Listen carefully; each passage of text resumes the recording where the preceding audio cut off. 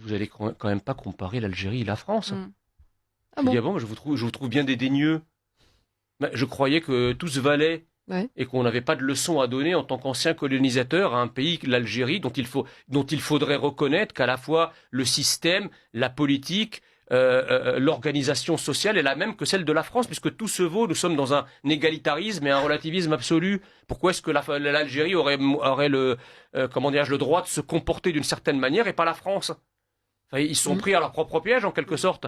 Et pour le coup, moi je souhaiterais qu'effectivement à chaque fois qu'il y a des affronts vis-à-vis de la France, quels qu'ils soient d'ailleurs, lorsque vous avez par exemple des hommages nationaux qui sont sifflés, lorsque vous avez la Marseillaise qui est sifflée, lorsque vous avez des drapeaux français qui sont brûlés, lorsque vous avez dans certains quartiers des gens qui crient lorsque la police arrive, nique la police et nique la France.